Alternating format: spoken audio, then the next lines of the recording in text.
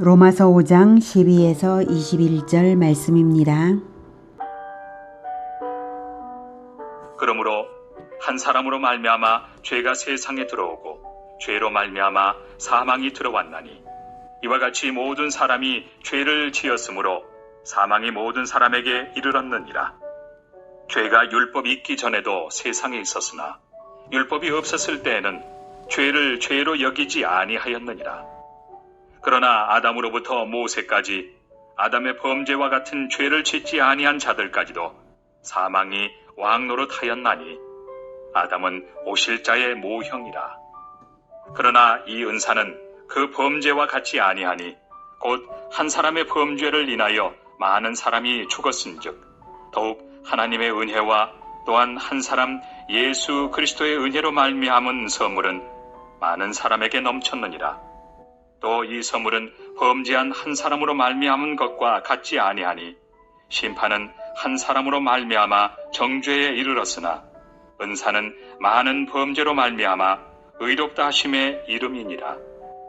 한 사람의 범죄로 말미암아 사망이 그 한 사람을 통하여 왕노릇하였은즉 더욱 은혜와 의의 선물을 넘치게 받는 자들은 한 분 예수 그리스도를 통하여 생명 안에서 왕노릇하리로다.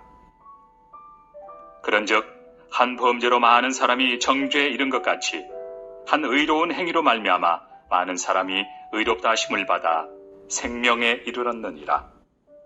한 사람이 순종하지 아니함으로 많은 사람이 죄인 된 것 같이 한 사람이 순종하심으로 많은 사람이 의인이 되리라. 율법이 들어온 곳은 범죄를 더하게 하려 함이라. 그러나 죄가 더한 곳에 은혜가 더욱 넘쳤나니 이는 죄가 사망 안에서 왕노릇한 것 같이 은혜도 또한 의로 말미암아 왕노릇하여 우리 주 예수 그리스도로 말미암아 영생에 이르게 하려 함이라. 사랑하는 형제 여러분, 9월 30일 목요일 저녁 묵상에 오신 것을 환영합니다. 로마서는 구원의 진리를 가르치는 책입니다. 구원을 말하려 할 때 인간은 어떤 상태인가를 먼저 아는 것이 필요하죠. 인간은 하나님의 의에 도달되지 못하는 존재입니다. 구원이란 하나님의 의에 도달되는 것, 하나님을 만나는 것이 바로 구원이거든요. 인간은 자력으로는 하나님의 의에 도달하지 못합니다. 그래서 스스로는 구원을 얻을 수 없습니다. 그러니 오직 하나님께서 은혜를 베푸셔서 하나님의 의를 전가해 주시는 것만이 구원의 길입니다. 그래서 하나님께서 은혜를 베푸셔서 구원의 길을 제공하셨는데요. 죄인을 대속하신 대속자 그리스도를 믿음으로써 그리스도가 가진 하나님의 의를 전가받는 것입니다. 죄인을 의롭다 인정해 주시기 위해서 예수님은 죄인을 대신해서 십자가를 지셨고 죄인이 대속의 결과 의를 얻어 부활하는 것은 그리스도의 부활로서 보증이 되었습니다. 예수님을 믿는 자는 하나님과 원수관계가 청산되어서 하나님과 화평을 누릴 수 있게 되고 뿐만 아니라 의가 인정된 결과 이제는 하나님 형상이 온전히 회복될 영광까지도 바라볼 수 있게 되었습니다. 이 놀라운 구원의 원리가 어떤 근거에 의해서 되는 것인가를 알려주는 것이 오늘 본문입니다. 즉 죄인이 그리스도를 믿는다고 해서 의를 전가받는 근거가 뭐냐 이렇게 묻는다면 그 대답이 오늘 본문입니다. 12절 그러므로 한 사람으로 말미암아 죄가 세상에 들어오고 죄로 말미암아 사망이 들어왔나니 이와 같이 모든 사람이 죄를 지었으므로 사망이 모든 사람에게 이르렀느니라. 한 사람 아담의 죄가 전 인류를 오염시킨 것은 엄연한 사실입니다. 마치 한 방울의 독이 그릇 전체의 물 알갱이들을 오염시키듯이 말입니다. 그리고 죄의 결과가 죽음인데요. 인류 전체에게 죽음이 왔다는 것도 엄연한 사실입니다. 한 사람의 죄로 인해 모든 사람이 죄인이 되고 모든 사람이 죽음에 이르는 것이 엄연한 사실입니다. 말하자면 아담은 대표로서 죄인이 되고 인류는 아담 안에서 나왔으므로 죄인에게 연합되어 있었던 것이고 인류의 죄와 인류의 죽음은 이렇게 대표와 연합의 원리대로 된 것입니다. 그러므로 이제 그 대표와 연합의 원리가 동일하게 의에 대해서도 적용이 된다는 것이죠. 13절 죄가 율법이 있기 전에도 세상에 있었으나 율법이 없었을 때는 죄를 죄로 여기지 아니하였느니라. 그러나 아담으로부터 모세까지 아담의 범죄와 같은 죄를 짓지 아니한 자들까지도 사망이 왕노릇하였나니 아담은 오실자의 모형이라. 네, 아담으로부터 모세까지 즉 하나님께로부터 율법을 받은 적이 없던 고대 사람들도 죽음을 면치 못했죠. 그것은 율법이 없을 때도 죄는 있었다는 것을 알게 합니다. 율법이 없었으므로 죄를 죄로 여기지 않았을 뿐이죠. 엄연히 죄가 있었고 죄가 있는 한 죽음은 인간들을 장악해 버리는 것입니다. 사망이 왕노릇하는 것입니다. 그런데 아담은 오실자의 모형이라, 즉 오실자는 재림하실 그리스도입니다. 아담이 예수님과 어떤 점에서 예수님과 이제 동일하기에 예수님의 모형이라는 것일까요? 바로 대표성과 연합성에 있어서 그렇습니다. 최초의 인류로서의 대표성을 가진 것이 동일합니다.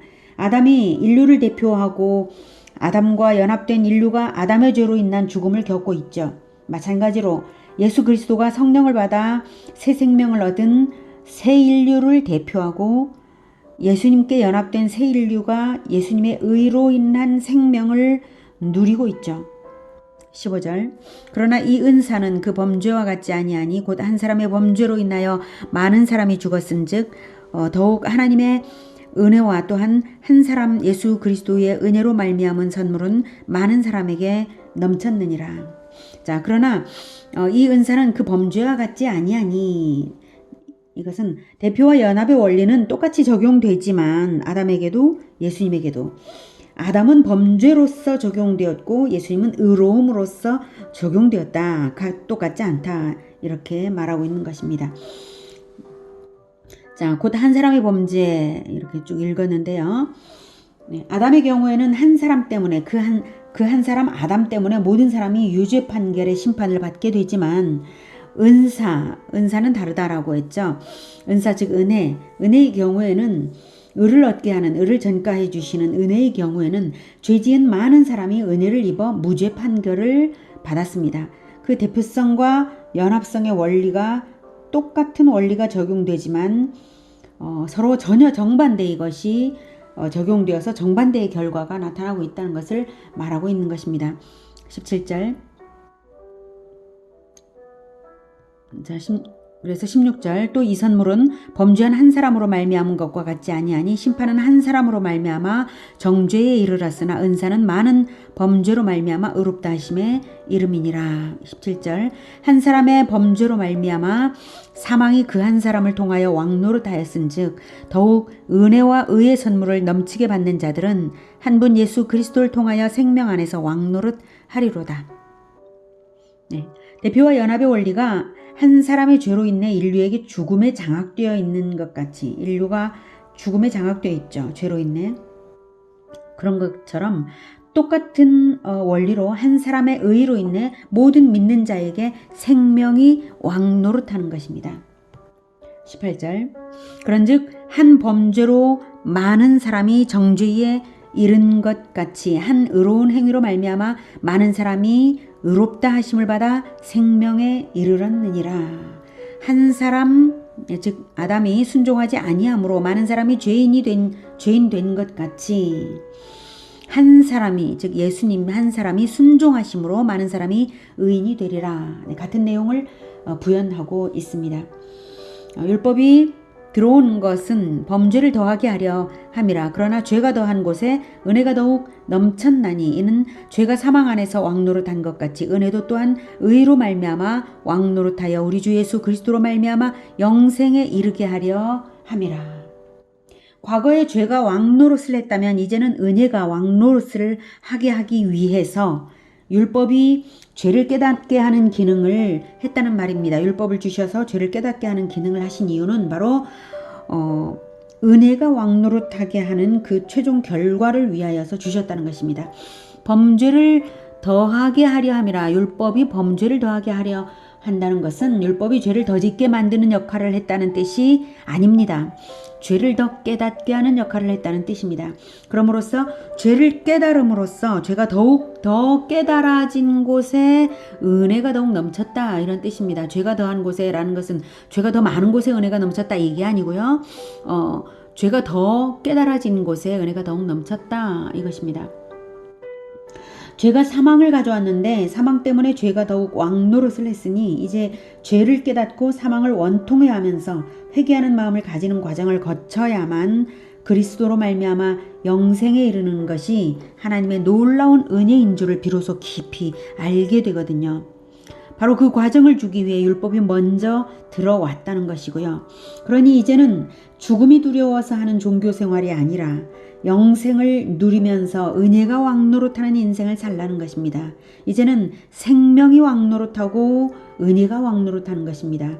죄와 사망이 왕노릇하는 것이 아니라 영생과 은혜가 왕노릇하는 것입니다. 은혜가 왕노릇을 한다는 것이 무엇입니까? 그것은 율법을 뛰어넘는 은혜로운 인생을 말합니다. 생명이 왕노릇한다는 것이 무엇입니까? 그것은 죽음을 두려워하지 않게 되었다는 것입니다. 이제 우리에게 부활은 보장되어 있으니까요. 우리가 그리스도 안에서만 산다면 부활은 보장되어 있는 것입니다. 그러니 얼마나 은혜롭습니까? 오직 예수 그리스도의 은혜를 생각하면서 살아가면 되는 것입니다. 죽음을 두려워할 이유가 없고 이미 죄는 하나님께서 예수님께서 십자가에서 도말하셨기 때문에 오직 예수님만을 따르면 우리는 은혜가 왕노릇하고 생명이 왕노릇하는 그러한 인생이 되는 것입니다. 율법에 저촉되지 않기 위해서 법망을 피해 다니는 식이 아니라 그 수준을 훨씬 초월하는 은혜를 베푸는 인생을 사는 것입니다. 은혜 받았기 때문에 은혜가 왕노릇해서 그럴 수 있는 것입니다.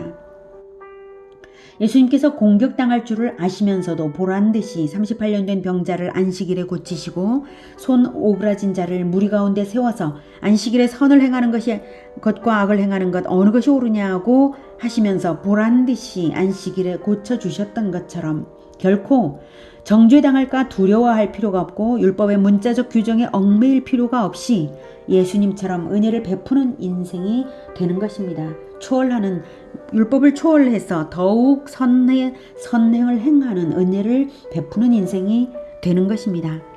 하나님의 은혜가 왕노릇을 해서 나의 영혼을 장악함으로 하나님의 은혜를 갚고 싶어서 마음이 뜨거운 것, 그래서 생명까지도 내놓고 싶은, 생명이 왕노릇하기 때문에 죽음이 결코 두렵지도 않고요. 생명이 왕노릇하기 때문에 기꺼이 드리는, 그것이 바로 우리가 마땅히 가져야 할 마음입니다. 바로 그런 마음을 가지라고 미리 율법도 주시고 죄를 깨닫게 하시고 그리스도의 은혜로만 구원을 얻게 하신 것입니다. 하나님의 은혜에 장악되어서 은혜 아래에 무릎 꿇는 우리 모두의 인생들 되기를 축복합니다. 기도하겠습니다. 하나님, 우리는 오직 은혜로 예수 그리스도의 대속으로 예수 그리스도의 생명값으로 생명을 얻고 은혜를 얻어서 의로움을 인정받고 영생을 누리고 있습니다. 하나님, 그래서 우리가 이제는 죽음이 두렵지 않고 또한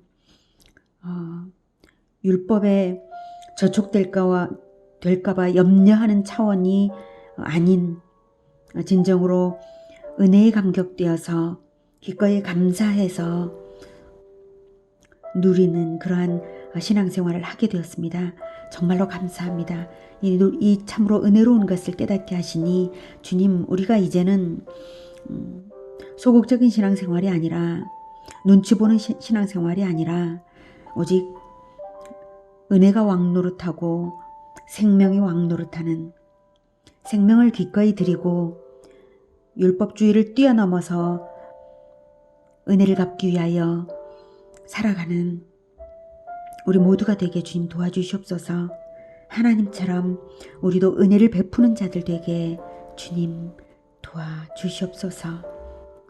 예수님의 이름으로 기도드립니다. 아멘. 이어지는 시간은 개인 기도 시간입니다.